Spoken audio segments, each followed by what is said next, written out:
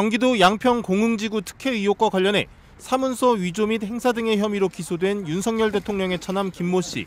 19일 열린 2차 공판에서 김 씨 측과 검찰 사이에 증인신문 순서를 두고 거센 공방이 벌어졌던 것으로 전해졌습니다.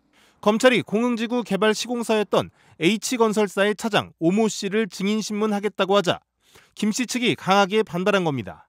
오 씨는 양평군이 김 씨의 회사인 ESIND에 부과한 개발 부담금을 깎기 위해 공사비 등이 적힌 서류 2개를 위조한 혐의로 기소된 공동 피고인이기도 합니다.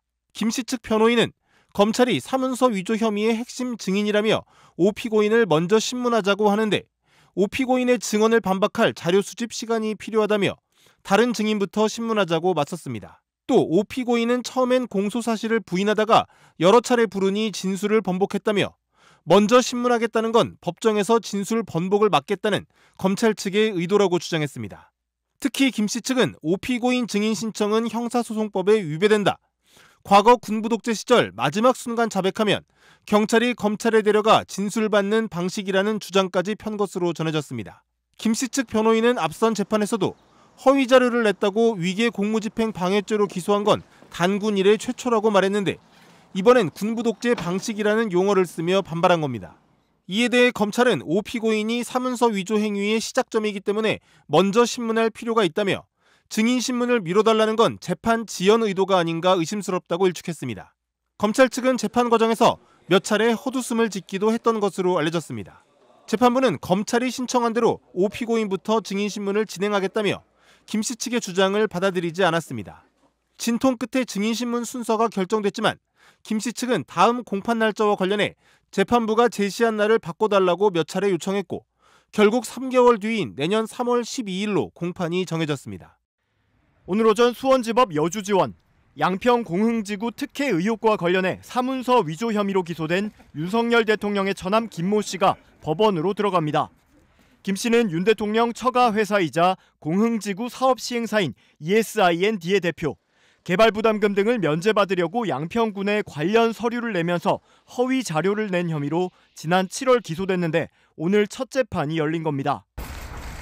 위조 사실 정말 모르셨습니까? 위조 사실 문서를 함께 공모하신 거 아닐까요? 따로 하실 말씀 없으십니까? 건희 씨 어머니는 모르셨던 겁니까?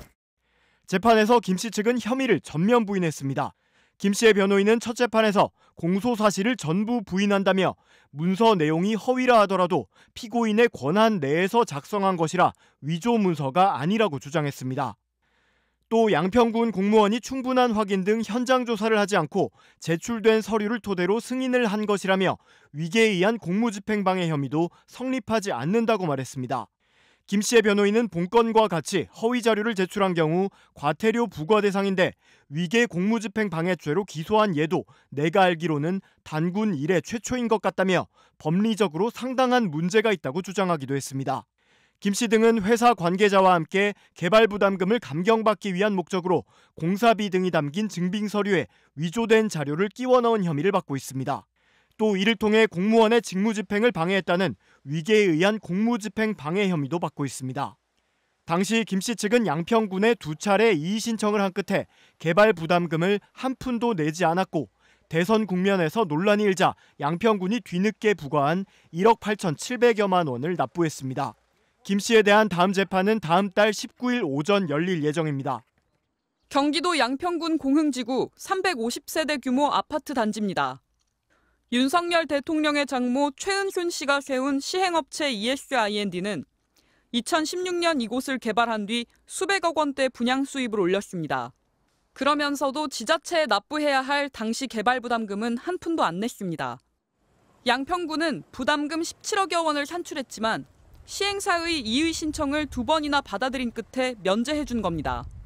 당초 2014년 11월로 돼 있던 사업 기한도 1년 반이나 지난 2016년 6월이 돼서야 그 다음 달로 바꿔줬습니다. 즉각 특혜 의혹이 불거졌고 재작년 11월 한 시민단체의 고발로 경찰이 수사에 착수했습니다.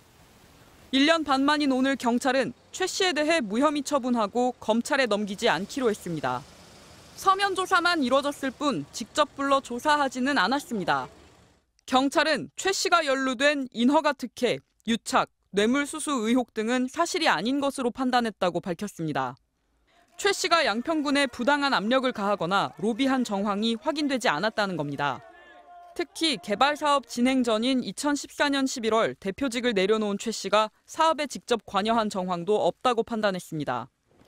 함께 고발된 김건희 여사 역시 사내이사를 지낸 적은 있지만 사업 추진 전 사임해 의혹과 무관하다고 경찰은 봤습니다. 다만 경찰은 윤 대통령의 처남인 시행사 대표 김모 씨는 사문서 위조 혐의로 검찰에 넘겼습니다. 개발 부담금을 줄이려 공사비를 부풀린 과정에서 일부 서류를 가짜로 꾸며 제출한 혐의입니다. 또 사업 기한을 적법하지 않게 늘려주는 데 관여한 혐의로 양평군 공무원 3명도 송치했습니다. MBC 뉴스 김민영입니다.